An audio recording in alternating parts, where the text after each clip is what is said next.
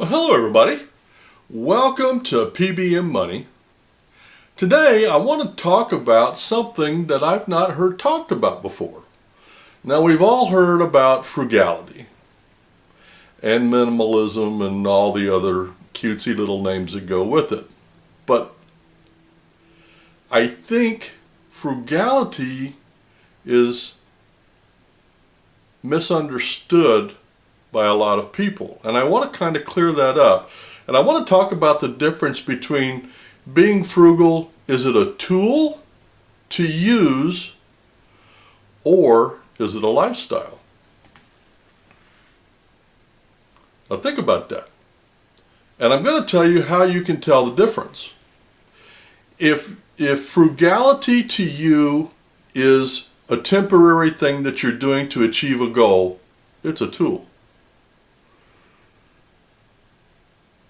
If being frugal is a means to an end, you're using it as a tool. If being frugal hurts the whole time you're doing it, it's a tool. If being frugal seems like every single day you're making a major sacrifice for your goal, you're using it as a tool. If being frugal is making you anxious to achieve your goal so you can eliminate the pain, you're using it as a tool. If being frugal makes you feel like you're always being deprived of something, then you're using it as a tool. Now, am I saying that being frugal, using frugality as a tool, is a bad thing? No, not at all. But I'm saying that there are different ways to look at it, and I'm going to wrap this up at the end. If, however, you're being frugal is a permanent way of life, that's how you live. That's just the way it is. If being frugal is just normal to you, I don't mean being cheap, I mean being frugal, then that's a lifestyle. If all the time you are looking for new ways, whether conscious or unconscious, to be frugal, it's a lifestyle. And I'll give you an example of this one. I just recently talked in a video about I had lost some weight, and normally people would go out and buy a new belt because my belt doesn't fit anymore. And I've done this for years. I'm just going to drill a new hole in my belt so I can still use the same belt because I was being frugal when I bought that belt. Not cheap, it's a good belt. And it's still a good belt. But I'm not going to go buy another good belt that is going to run 8, 10, 12 bucks. I'm just going to drill a hole in it and continue to use it. If being frugal to you is not a way to achieve a goal, then that's a lifestyle. And here's the one that most people confuse frugality for. Frugality is not being cheap. Being frugal does not mean depriving yourself of things. It means living your lifestyle, living your life in a way that in the long run will save money and time and resources. Never confuse the two. My dad was the king of cheap. I told a story on a video one time about redoing our basement, and instead of buying in a basement, if you have a basement, you know there are certain characteristics in a basement. They tend to be damp, they tend to be cool, and the sun rarely gets in the basement. So instead of buying the good paneling, this is back in the 70s, that would withstand the dampness and the temperature, he bought the cheap paneling. Well, what do you think happened? It got damp and it started wrinkling and it started warping, and it turned out to be a big mess.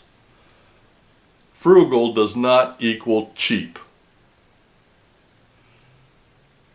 If being frugal to you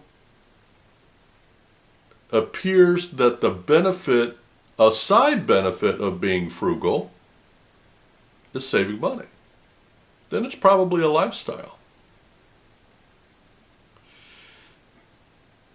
Now, I did not realize up until a few years ago that what I did even had a name. I just have always lived that way. And so I sat, and I'll tell you when it hit me. I sat down because I had been watching some videos. I thought, well, you know what? I think I'm going to set a goal to save 50% of my money. Everything I bring in, I'm going to save 50. I'm going to live off of half of that. So I sat down and I did the numbers. I was already living on 50%. Didn't even realize it, because I lived frugally. Didn't even realize it had a name. So from that point forward, and I've done some videos, just a couple, where I have listed the ways that I live frugally to save money so that I can invest. Now, the difference between a few years ago and today is the investment side of it. Because now, even though I'm still living on about the same amount of money, I've reallocated the way that I live so that now I'm saving and investing the other half of my income. And that's the big difference. It's not because I was being spendthrift. It's because I didn't realize I could be frugal financially. I knew that I lived frugal, but I didn't realize that financially speaking, you can live frugal. And that's what I changed. And that's what I'm investing. And now I have goals every week, every month, and every year. And we are currently working on our goal to buy a duplex at the end of next year. And we need X amount of dollars to do that. And that is our current game, or financial game, that we play on this channel. If you want to jump in and join us, and you want to see how we get there by being frugal, both in our lifestyle and financially and all the other ways, join us here. You'll enjoy the ride. It's not a bad thing. I want to end this video by saying this.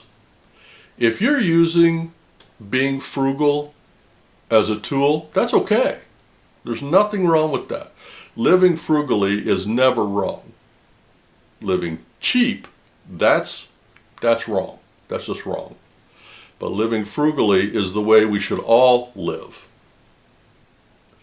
The Bible says that the borrower is a slave to the lender. Being frugal means you try not to have a lender. You try to live well below your means and use what you have to multiply into more. That's what being frugal is all about. And if you're only going to use being frugal, like for a temporary purpose, to make money, to save money, to buy something, okay, that's nothing wrong with that. But I want you to think about, if you do that long enough, it will become a lifestyle. So that, let's say that you want to be frugal and save $10,000 this year. And you save your $10,000 and you go back to your old lifestyle. You're wasting $10,000 a year on things you'll never get back. What if you continued the same lifestyle that you did while you were achieving your goal, and you continue to save the $10,000 even if you don't need it? Then you can use that $10,000 to pay off your bills, so now you're not a slave to the lender. And then once you get all your bills paid off, you keep living the same lifestyle, and now you can save and just keep saving. And along the way, as it becomes a lifestyle, you will find other ways to live frugally, which means that 10,000 will grow to 11, will grow to 12. And then one day you'll wake up and have all this money in the bank, and the options in your life will increase. And I'll give you a stark example. Do you think that Graham Stephan gets up every morning and has a worry about money? No. The vast majority of Americans do. How am I going to make my bills? How am I going to pay my credit cards? How am I going to put food on the table? These are worries that most people have. But when you live below your means and you save, one day you will wake up and not have those problems. And that's the goal.